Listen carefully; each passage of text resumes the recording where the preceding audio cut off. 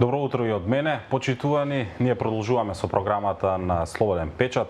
Се надевам, ова утро го задржавме вашето внимание со предходните гости и на гостите на мојот колега Зоран Ивановски.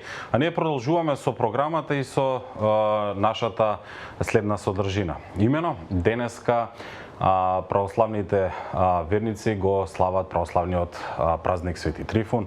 Католиците и младите го слават денот на љубените, меѓутоа политичарите и граѓаните е денот за нив.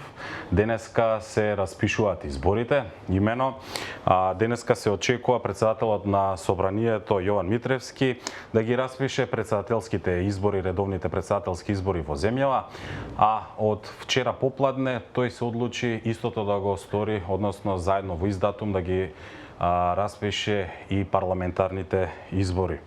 По тој повод денеска мој гостин во студиото е пратеникот и потпарол на одредовите на СДСМ Дарко Каевски. Велам добро утро за Дарко. Дарко. Добро утро. Ви благодарам за поканата. Еднаш во студиото на Слободен печат, меѓутоа мислам дека во ова новото не сте биле наш гост. Па мислам дека не. Мислам дека ова ми прв пат во ново студио. На самиот почеток да почнеме од што е актуелно. Споменав во најавата дека денеска се распишуваат парламентарните избори, со тоа и председателските претходно најавено. Кампањата на политичките партии на големо се започна уште пред почетокот на оваа година. Може ли малку да дадеме еден вовед на тоа што ќе следи во периодов, односно од самото распишување на парламентарните избори? Какви активности ќе има? Како што најавивте, во текот на денот се очекува председателот на Собранието, господинот Јован Митревски, да ги распише парламентарните и председателските редовни избори. Во делот на кампањата, со оглед на интензитетот на активностите кои што ги имавме во изминатиот период, ние како политичка партија заеднички со коалицијата сме во континуирана кампања во делот на промоција на она што сме го сработиле и на она што треба да дополнително се сработи. Така да очекувам во текот на кампањата, односно согласно законските одредби кои што е 20 дена пред започнување, односно 20 дена пред гласањето, каде што и официјално започнува кампањата, да имаме една позитивна нота, односно позитивен контекст на тоа првенствено што сме сработиле пред граѓаните, на некој начин да дадеме отчет за сето она што сме го ветиле и што сме го реализирале, но и од друга страна во која насока сакаме да ја видиме државата во наредните 4 години и секако промоција на нашите кандидати, односно оние кандидати кои што ќе треба да бидат на некој начин носители на главните процеси и промени кои што се случуваат и ќе се случуваат во државата. Кога сме кај кандидатите за председател, вашата партија, односно во јавноста, изминатиот период се шпекулира повеќе имиња. Станува збори и за оние внатре-партиски кадри од партијата, меѓутоа и оние консензуални кадри со вашите коалициони партнери, меѓутоа и името на актуелниот председател на државата Стево Пендаровски.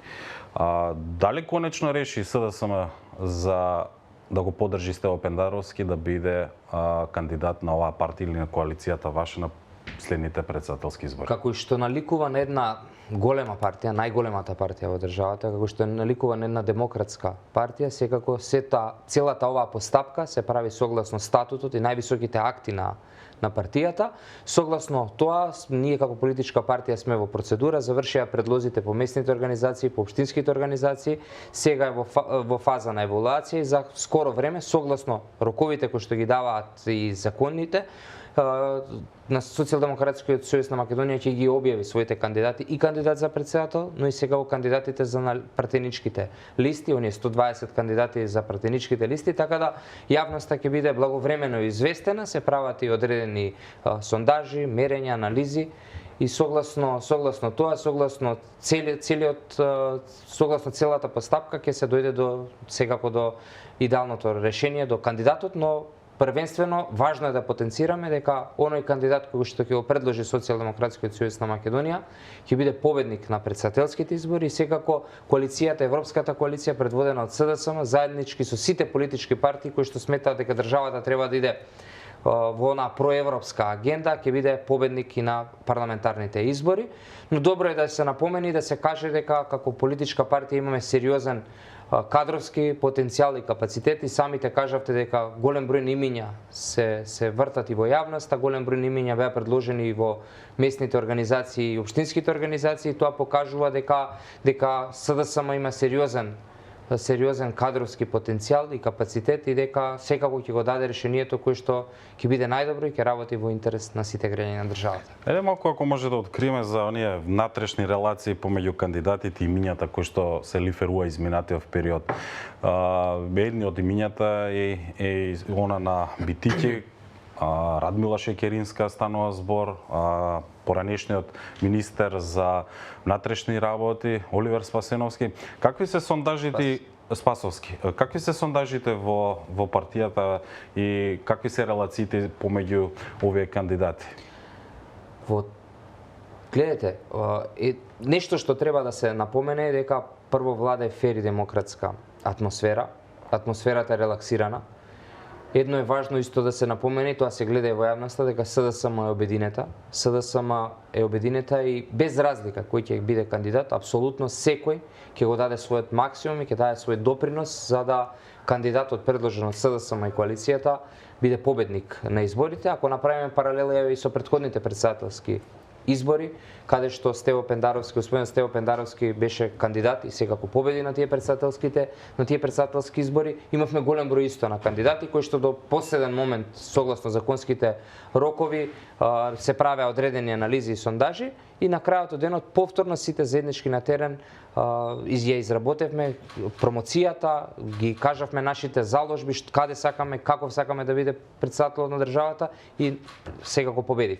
Така да без разлика кој ќе биде кандидатот, без разлика со кого Социјалдемократскиот сојуз на Македонија ќе истрча на овие претседателски избори, важно е да се напомене дека тој кандидат ќе победи, затоа што тој кандидат секако ќе биде поддржан од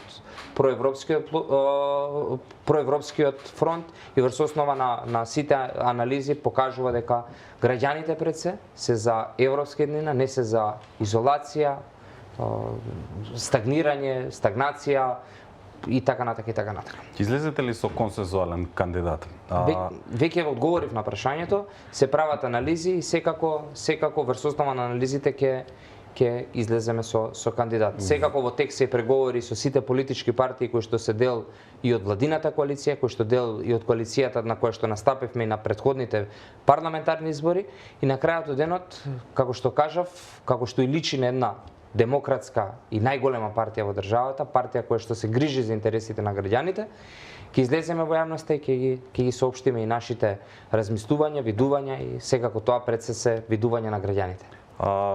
Како ги гледате овие најави на вашиот коалиционен партнер ДУИ за свој кандидат на претседателските избори? Изминатите денови, мислам дека и вчера, дел од информациите во медиумите се дека ДУИ размислува да излезе макар во првиот круг со свој претседателски кандидат. Ќе ги разниша ли односите во коалицијата или ќе го разниша оној електорат во тој европски фронт за кој што заедно настапува и СДСМ? Секоја политичка партија согласно своите акти кои што ги има во својата партија носи одлуки, си има свој одредени органи кои што носат одлуки и секоја политичка партија си има одговорност и си одговара сама за своите активности, но како и да е, јас како што и напоменав, разговорите се во тек, разговорите со сите политички партии кои што се дел од владиното мнозинство се во тек, анализите се прават, да бидеме стрпливи, да бидеме трпеливи, за кратко време ќе ги имаме сите информации согласно законските рокови кои што мора да се испочитуваат. Дај да се осврнеме на парламентарните избори. Председателот на СДСМ Димитар Ковачевски изминатава недела беше во насловните страници во медиумите. Тој посочи, односно изјави дека тој ќе биде новиот мандатар на следната влада на изборите. Повеќе од очигледно е дека Ковачевски ќе биде носител на изборната единица во Кецот, како против кандидат на Мицковски, од она што сега можеме да го заклучиме. Кои се другите носители на листите кои што може да се кажат во јавноста, кои што ќе бидат застапен од редот на коалицијата на СДСМ. И логично е да председателот на Собранието биде носител во изборната единица 1 со оглед дека живее во Карпош, делува во општина Карпош. Така да тоа е еден логичен след на активностите и на станите кои што треба да се случуваат. Во делот на останатите и носители, и коносители, и кандидати кои што ќе бидат на листи се уште е рано, како што ви кажав, се прават сондажи, анализи и секако врз основа на тоа ќе излеземе со програмски и секако кадровски капацитет кој што ќе биде на листите, но како што кажав, постојат голем број на кандидати кои што се предложени од општинските организации, од местните организации. Некои имиња може ли да ни Па се уште е рано. да Се уште е рано затоа што се уште се прават анализи, така да мислам дека и јавноста ќе биде во тек со настаните и секако ќе биде прва информирана за она кои се одлуките на највисоките органи. Се уште е рано затоа што анализите се прават, потоа после анализите највисоките тела и органи на Социјалдемократскиот сојуз на Македонија треба да решаваат. Тука е извршниот одбор, централниот одбор, конгресот кој што ќе треба да се свика и така да врз основа на сето тоа ќе имаме конечни финални листи, но ќе кажам дека се прават анализи и дека за кратко време, некаде можеби до крајот на месецот, почетокот на следниот месец веќе би имале иницијално, можеби не целите листи, но носителите, начинот и така натака и така натака. Како партија и партиско киво, убедени ли сте во изјавата на вашиот лидер дека тој ќе биде следниот мандатар? Апсолутно сме убедени, со оглед дека знаеме дека она што го правиме е вистински, знаеме дека она што го правиме за граѓаните. Од другата страна имаме опоненти кои што имаат неискрени намери, нечестни намери, затоа што едно говорат пред да бидат дел од власта, сега кога се дел од техничката власт гледаме дека говорат друго. Гледаме дека не ги соопштуваат плановите, визиите каде ја гледа државата. Гледаме дека имаме опоненти кои што викаат дајте ни мандат, па после ќе ви кажеме во кој правец и во која насока ќе се движиме.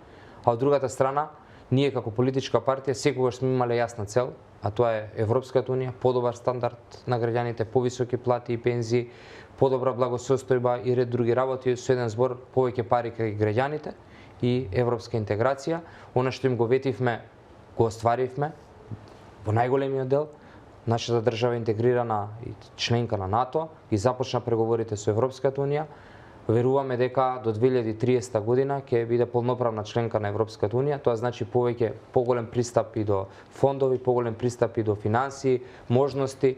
И сами видовме во неколку наврати Европската унија колку многу ни помогна, особено кога се наоѓавме во услови на криза, за пример во делот на енергетската криза, пакети мерки кои што беа во директна насока да го зачуваат стандардот на граѓаните и тоа е нашата визија каде треба да се движи државата.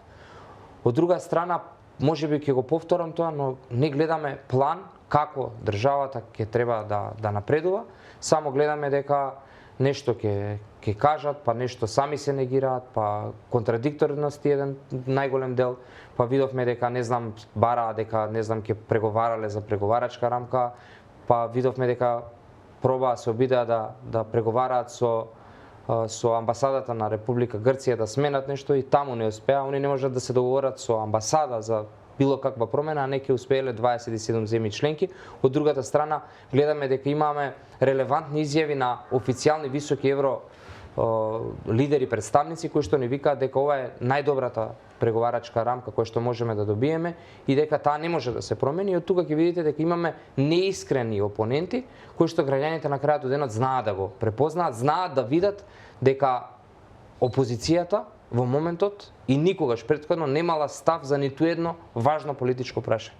Освен дневно политиканство, освен обид да се добие некој политички поен врз грбот на чувствата на граѓаните, не гледаме никакво ни обид да се најде решение за било што. За чувствата на граѓаните и нивните благосостојби ќе продискутираме понатамо во нашиот разговор.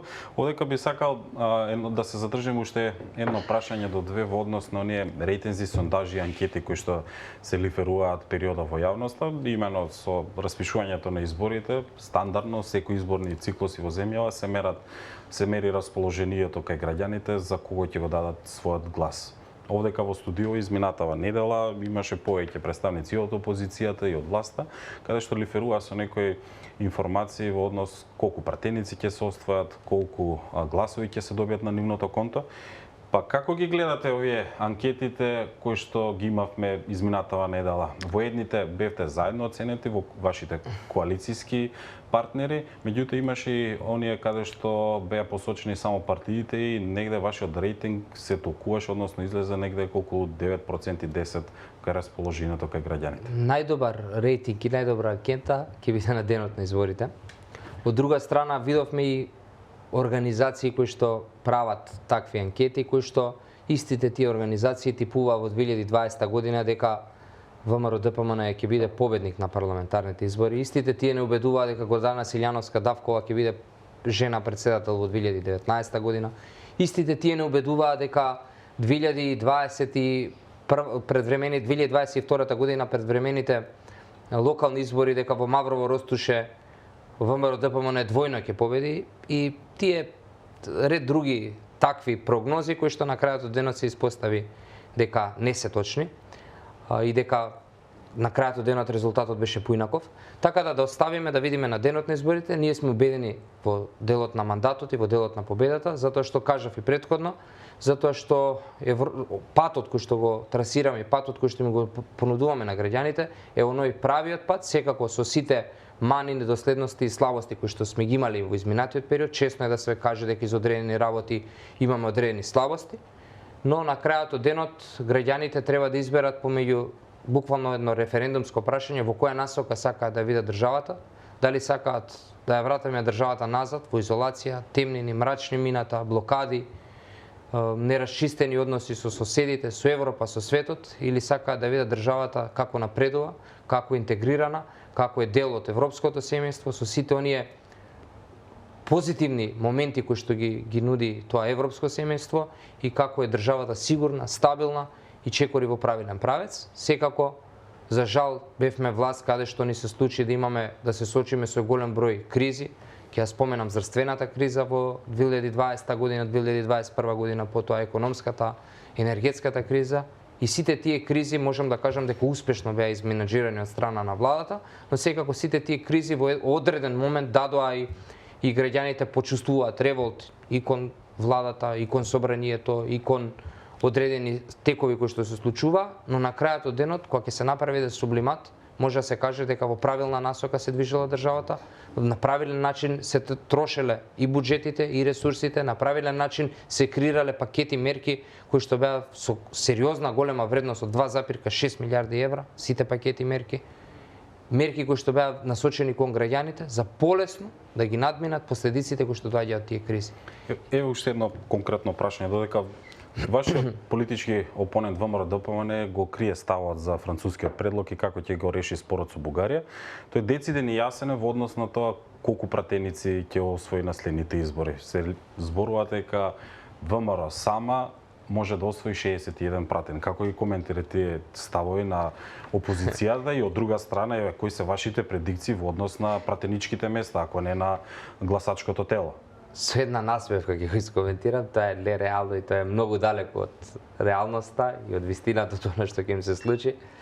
Така да, можеби да кажуваат дека исто и во 2020 го слушавме тој наратив дека ќе биле приближно до 60, на крајот од денот се испостави дека изгубија на изборите и освоја 44 мандати, така да повторно ви кажав ќе дојде денот на изборите и ќе се увериме и ќе се убедиме дека тие бројки кои што ги кажуваат и кои што ги лиферуваат и кои што бараат за не знам на карта и на национализам и на ред други работи се само можеби за нивното членство, за да се билдаат во своето партиско седиште во Белата палата, да се зачува местото на Христијан Мицкоски, тоа го правеа сите изборни циклуси, но да оставиме на крајот од денот повторно да видите, но едно е важно што ќе го потенцираме, затоа што секогаш кога сме прогнозирале за вакви работи, секогаш било и така, и овој пат Димитар Ковачевски ќе биде старо новиот премиер на државата, односно председател на владата, после парламентарните избори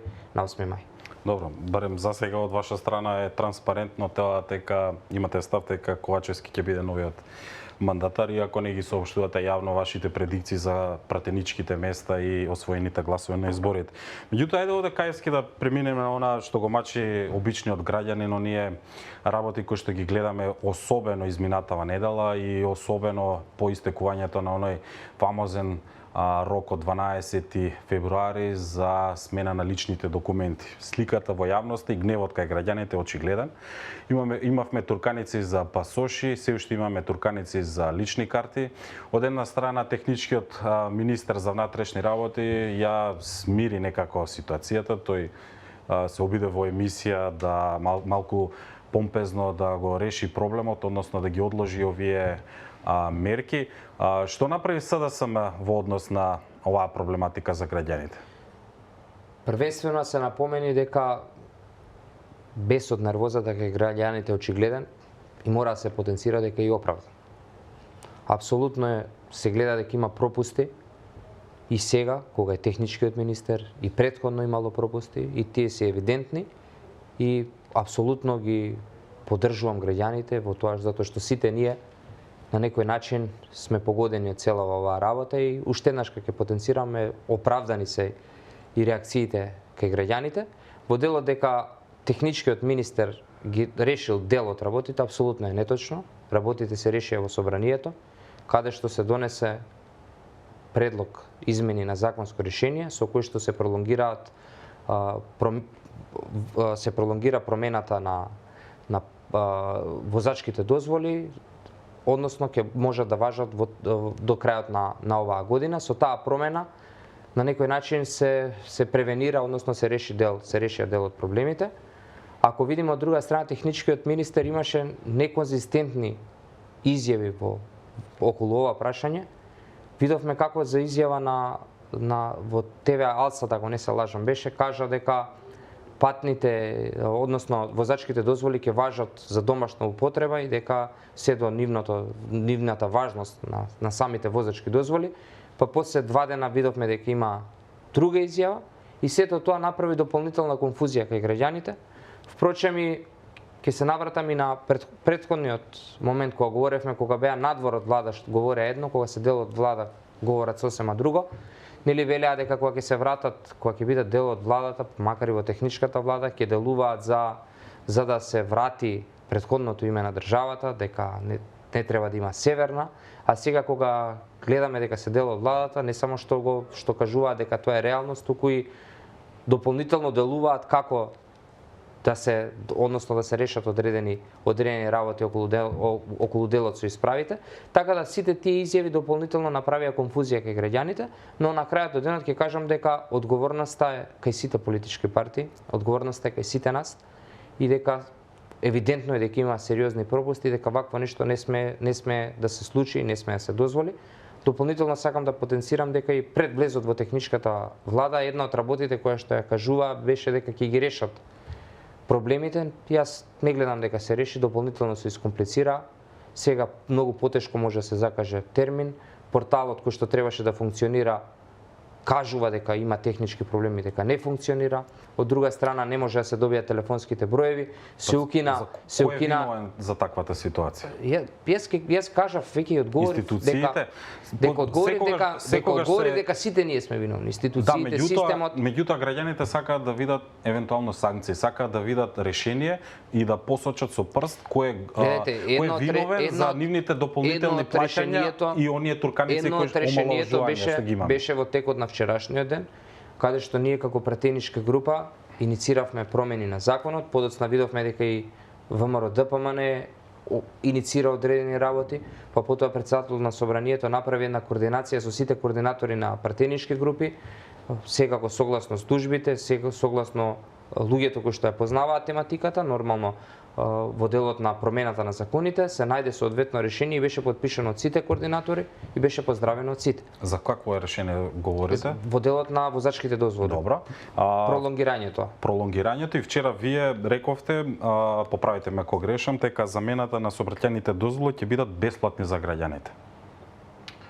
Вчера во текот на одржувањето на владината седница, министрите на Социјалдемократскиот сојуз на Македонија инициираа инициира една одредба каде што секоја промена на возачките дозволи кој што ќе се случи во иднина да биде на товар на државата, не на товар на граѓаните.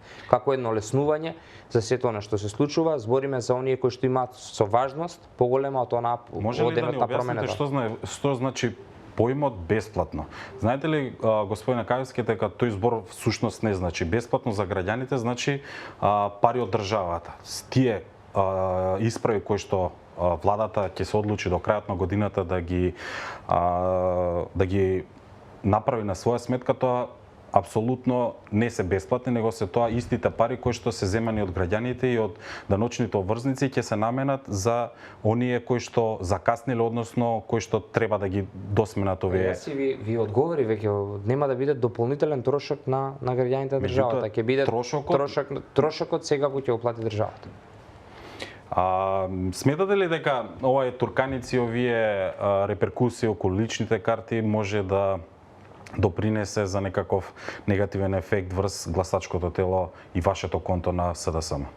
Па гледайте, со оглед дека постои сериозен бес кај граѓаните, кажав и претходно оправдан, јас верувам дека можеби тоа ќе придонесе до одреден револт, не само кон нас, кон политичка партија, тука ќе ги ставаме ВМРО ДПМН, затоа што нивниот техничкиот министер е по предлог на ВМРО ДПМН, така да граѓаните во голем дел се револтирани за целиот овој процес што се случуваше и пак ќе кажам, многу често можеби во теков на емисијава го повторив, но тоа е оправдано. Но како и да е, мораме да работиме за интересот на граѓаните и мораме вакви или слични вакви работи да не дозволиме да се случуваат, се со цел граѓаните да немаат дополнителни нервози, да немаат дополнителни трошоци кои што сега го се на нивни терет. Па така до тука ќе кажам дека важно е ваквите работи во иднина да не се случуваат. Кратко, го сметате ли овој чекор на СДСМ како изворен популизам во однос на она мерка до министрите за сносување на трошоците за личните документи на државата и уште едно подпрашање, дали ќе се рефундираат на оние сите граѓани меѓу кои јас извадивме документи претходно пред да се донесе ваква одлука, односно ваква иницијатива. Осеќате ли, гледате ли дискриминација во однос на таа одлука која што ја даваете во очи на изборите? Во делот на изборен популизам многу често бевме обвинувани дека правиме мерки за изборен популизам и тоа велат го правите пред избори, јас нема да се согласам. Во текот на целиот овој мандат, без разлика кога, во кој дел на мандатот беше, носевме мерки, носевме политики кои што беа во интерес на граѓаните. Можеби некогаш се случуваше да бидат тие пред одредени избори, пред предвремените локални избори, пред локалните избори и пред сега овие парламентарни и председателски избори и претходно пред тогаш беа предвремени парламентарни избори. Носевме мерки кои што се во интерес на граѓаните и во ниту еден момент не се водевме од тоа во кој момент се носат, со оглед дека сега е актуелно ова со возачките дозволи, го носиме сега. Претходно кога беа актуелни кризите, еве ќе направиме една паралела во 2020 година, кога првиот пакет мерки го донесовме во собранието, бевме обвинети од страна на ВМРО ДПМН дека тој пакет е изборен популизам, па подоцна имавме уште нови голем број на пакети мерки. Што значи дека не сме се воделе од тоа дали ќе добиеме глас повеќе или глас помалку, сме се воделе од главниот наш приоритет е тоа да ги заштитиме граѓаните, да им помогнеме на граѓаните во оној момент кога им е најпотребно и тоа е важно и тоа граѓаните го препознаваат и го знаат. Така да секогаш, апсолутно секогаш ќе носиме мерки без разлика дали е тоа во собрание или без разлика дали е тоа од страна на владата, кои што ќе бидат во интерес на граѓаните. Ова владеачко парламентарно мнозинство покажало дека е за интересот на граѓаните, покажало дека знае дека граѓаните имаат потреби, особено кога се наоѓаме во услови на криза. И секогаш, апсолутно секогаш, водени од таа политика, од тој правец, од таа пракса, ќе носиме слични, исти, подобри мерки, секако во основа на потребите на граѓаните. Каевски, ти благодарам за твоето гостување во Слободен печат. Ми беше задоволство, се надевам дека во периодот што следи повторно ќе бидеш вклучен во оваа утринска дебата. Ви благодарам за поканата, апсолутно секогаш ви стојам достапен, Во оној момент кога сметате дека треба да учествувам и да бидам дел од вашата утринска програма, ви стојам на располагање во секој момент. Ти благодарам уште еднаш. Почитувани, ние овдека продолжуваме со утринската програма на Слободен печат. Одат краток джингл на реклами и нашите следни гости.